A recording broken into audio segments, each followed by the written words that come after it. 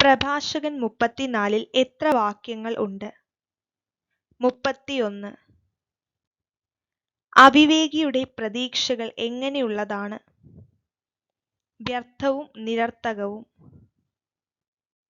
ആരുടെ പ്രതീക്ഷകളാണ് വ്യർത്ഥവും നിരർത്ഥകവുമായിട്ടുള്ളത്? അവിവേകിയുടെ.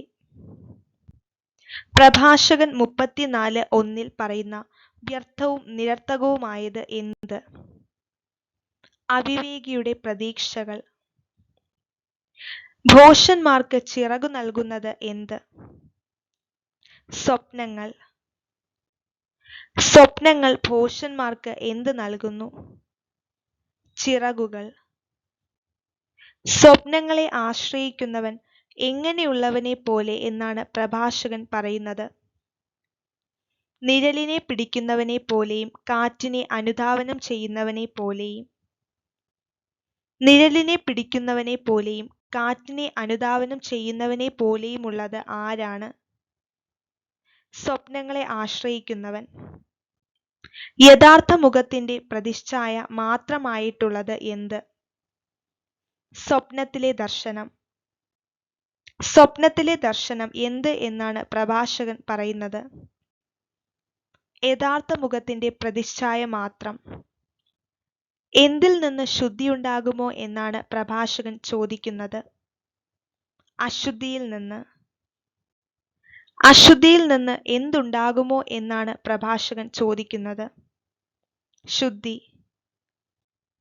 അസത്യത്തിൽ നിന്ന് എന്തുണ്ടാകുമോ എന്നാണ് പ്രഭാഷകൻ ചോദിക്കുന്നത്?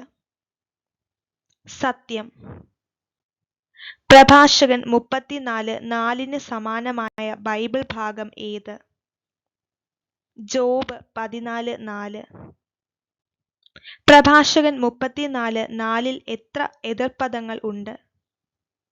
2. ആരുടെ ഭാവന പോലെയാണ് ശകുനം, നിമിത്തം, സ്വപ്നം ഇവയെല്ലാം മിഥ്യയായിട്ടുള്ളത്? ഗർഭിണിയുടെ. ഗർഭിണിയുടെ ഭാവന പോലെ എന്തെല്ലാമാണ് മിഥ്യയായിട്ടുള്ളത്? ശകുനം, നിമിത്തം, സ്വപ്നം. ആരിൽ നിന്നുള്ള ദർശനമല്ലെങ്കിൽ ആണ് അതിനെ അവഗണിക്കേണ്ടത്? അത്യുന്നതനിൽ നിന്ന്. പ്രഭാഷകൻ 34:6 സമാനമായ വചനഭാഗം ഏത്? ജോബ് 33:14-18. അനേകരെ വഞ്ചിച്ചിട്ടുള്ളത് എന്ത്? സ്വപ്നങ്ങൾ. സ്വപ്നങ്ങളിൽ ആശ്രയിച്ചവർക്ക് എന്ത് സംഭവിച്ചിട്ടുണ്ട് എന്നാണ് പ്രഭാഷകൻ പറയുന്നത്? പരാജയപ്പെട്ടിട്ടുണ്ട്. എന്തിൽ ആശ്രയിച്ചവർ പരാജയപ്പെട്ടിട്ടുണ്ട് എന്നാണ് പ്രഭാഷകൻ പറയുന്നത്? സ്വപ്നങ്ങളിൽ. സ്വപ്നങ്ങൾ അനേകരെ വഞ്ചിച്ചിട്ടുണ്ട്. അത്തരം വഞ്ചനകൾ കൂടാതെ എന്ത് നിറവേറ്റാം എന്നാണ് പ്രഭാഷകൻ പറയുന്നത്? നിയമം. വിജ്ഞാനത്തിന് പൂർണ്ണത ലഭിക്കുന്നത് എവിടെ? സത്യസന്ധമായ ചുണ്ടുകളിൽ. സത്യസന്ധമായ ചുണ്ടുകളിൽ പൂർണ്ണത ലഭിക്കുന്നത് എന്തിന്? വിജ്ഞാനത്തിന്. വിദ്യാസമ്പന്നൻ അറിയുന്നത് എന്ത്? വളരെ കാര്യങ്ങൾ. വളരെ കാര്യങ്ങൾ അറിയുന്നത് ആര്? വിദ്യാസമ്പന്നൻ. വിവേകത്തോടെ സംസാരിക്കുന്നത് ആര്? അനുഭവസമ്പന്നൻ. അനുഭവസമ്പന്നൻ സംസാരിക്കുന്നതെങ്ങനെ? വിവേകത്തോടെ. അനുഭവജ്ഞാനമില്ലാത്തവന് കുറയുന്നത് എന്ത്? അറിവ്. അറിവ് കുറയുന്നത് ആർക്ക്? അനുഭവജ്ഞാനമില്ലാത്തവന്. യാത്ര ചെയ്തിട്ടുള്ളവൻ എങ്ങനെയുള്ളവൻ ആകുന്നു? കഴിവുറ്റവൻ. എങ്ങനെയുള്ളവൻ കഴിവുറ്റവനാകുന്നു എന്നാണ് പ്രഭാഷകൻ പറയുന്നത്? യാത്ര ചെയ്തിട്ടുള്ളവൻ. യാത്രയിൽ ഞാൻ എന്ത് കണ്ടിട്ടുണ്ട് എന്നാണ് പ്രഭാഷകൻ പറയുന്നത്? വളരെ കാര്യങ്ങൾ. എപ്പോൾ ഞാൻ വളരെ കാര്യങ്ങൾ കണ്ടിട്ടുണ്ട് എന്നാണ് പ്രഭാഷകൻ പറയുന്നത്? യാത്രയിൽ. പ്രകടിപ്പിക്കാൻ കഴിയുന്നതിനേക്കാൾ കൂടുതൽ പ്രഭാഷകൻ എന്ത് ചെയ്യുന്നു? ഗ്രഹിക്കുന്നു. എന്തിനേക്കാൾ കൂടുതൽ പ്രഭാഷകൻ ഗ്രഹിക്കുന്നു എന്നാണ് പറയുന്നത്. പ്രകടിപ്പിക്കാൻ കഴിയുന്നതിനേക്കാൾ. പ്രഭാഷകൻ പലപ്പോഴും എങ്ങനെയുള്ള അപകടങ്ങളിൽ പെട്ടിട്ടുണ്ട് എന്നാണ് പറയുന്നത്. മാരകമായ. പ്രഭാഷകൻ പലപ്പോഴും മാരകമായ അപകടങ്ങളിൽ പെട്ടിട്ടുണ്ട്. എന്നാൽ അദ്ദേഹത്തെ രക്ഷിച്ചിട്ടുള്ളത് എന്ത്? അനുഭവജ്ഞാനം. ആരുടെ ജീവനാണ് നിലനിൽക്കുന്നത്? ദൈവഭക്തന്റെ. ദൈവഭക്തന്റെ എന്താണ് നിലനിൽക്കുന്നത്? ജീവൻ. ദൈവഭക്തന്റെ പ്രത്യാശ ആരിലാണ്? അവന്റെ രക്ഷകനിൽ. ആരുടെ പ്രത്യാശയാണ് അവന്റെ രക്ഷകനിലുള്ളത്? ദൈവഭക്തന്റെ. പ്രഭാഷകൻ 34:16 സമാനമായ വചനഭാഗം ഏത്? സങ്കീർത്തനങ്ങൾ 33:18. കർത്താവിനെ ഭയപ്പെടുന്നവന് എന്ത് സംഭവിക്കുകയില്ല? അധീരനാവുകയോ ഭീരുത്വം പ്രകടിപ്പിക്കുകയോ ഇല്ല. ആരാണ് അധീരനാവുകയോ ഭീരുത്വം പ്രകടിപ്പിക്കുകയോ ഇല്ലാത്തത്? കർത്താവിനെ ഭയപ്പെടുന്നവൻ. കർത്താവിനെ ഭയപ്പെടുന്നവന്റെ പ്രത്യാശ ആര്? കർത്താവ്. ദൈവഭക്തന്റെ ആത്മാവ് എങ്ങനെയുള്ളതാണ്? അനുഗ്രഹീതം. ആരുടെ ആത്മാവാണ് അനുഗ്രഹീതമായിട്ടുള്ളത്? ദൈവഭക്തന്റെ. തന്റെ ആശ്രയം അറിയുന്നത് ആര്? ദൈവഭക്തൻ.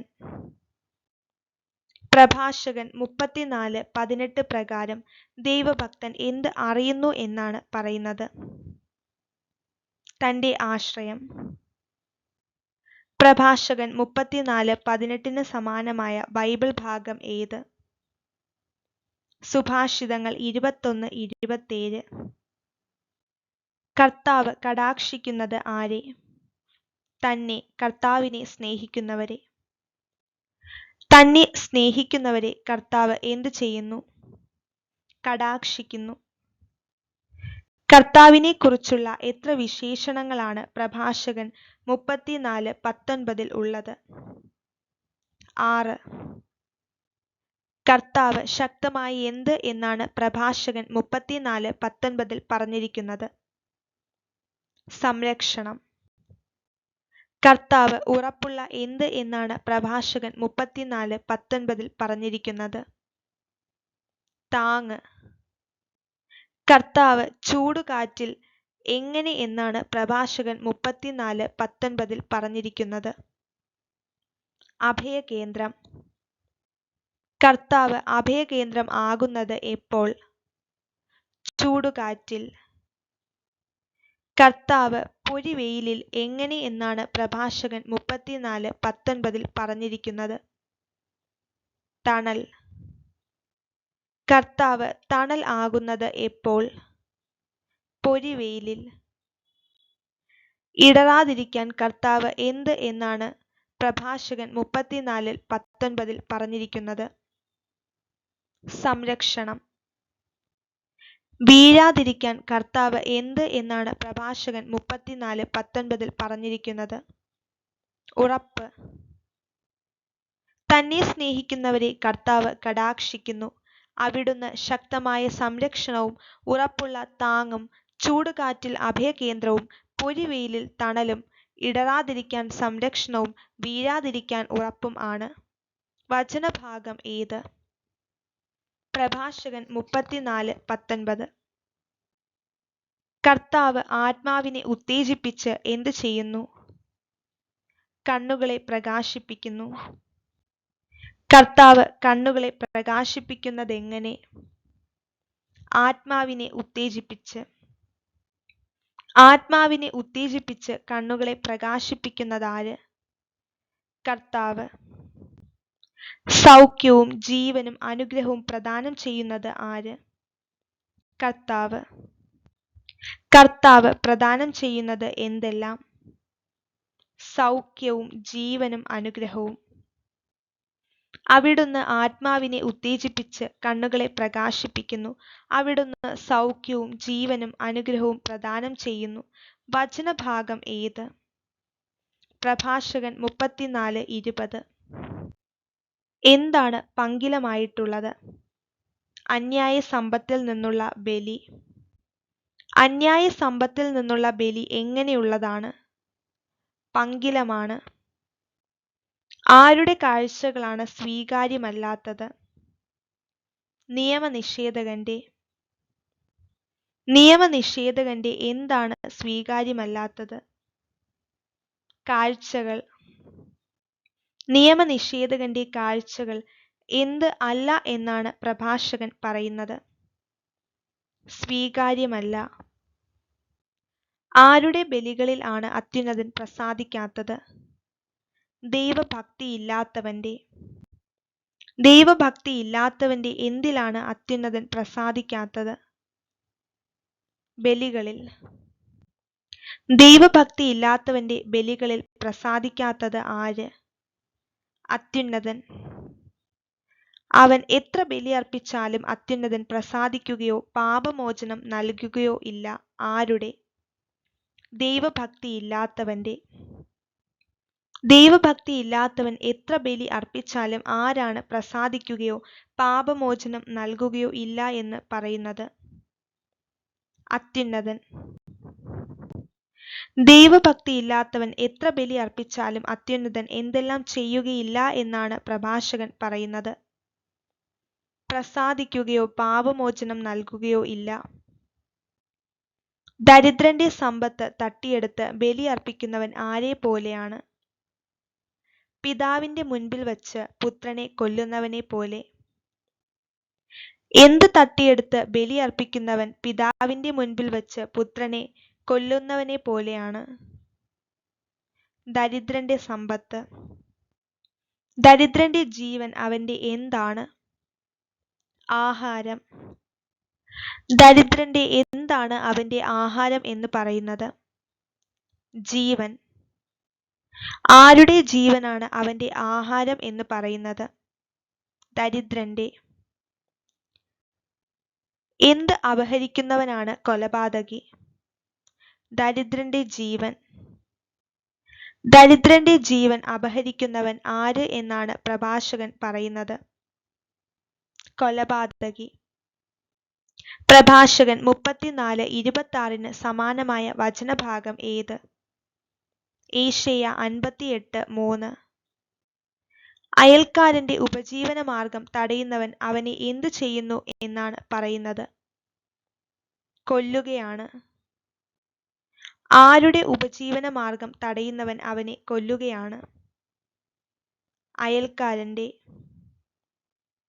അയൽക്കാരന്റെ എന്ത് തടയുന്നവനാണ് അവനെ കൊല്ലുന്നത്? ഉപജീവനമാർഗം. വേലക്കാരന്റെ കൂലി കൊടുക്കാതിരിക്കുന്നത് എന്താണ്? രക്തച്ചൊരിച്ചിൽ. എന്ത് കൊടുക്കാതിരിക്കുന്നത് രക്തച്ചൊരിച്ചിലാണ് എന്നാണ് പ്രഭാഷകൻ പറയുന്നത്? വേലക്കാരന്റെ കൂലി. ഒരുവൻ പണിയുന്നു, അപരൻ എന്ത് ചെയ്യുന്നു? നശിപ്പിക്കുന്നു.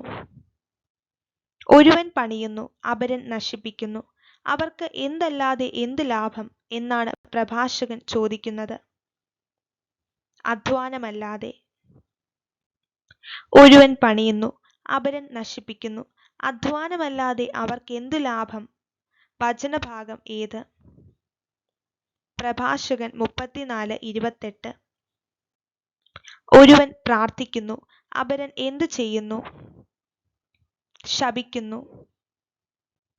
ഒരുവൻ പ്രാർത്ഥിക്കുന്നു, അപരൻ ശപിക്കുന്നു.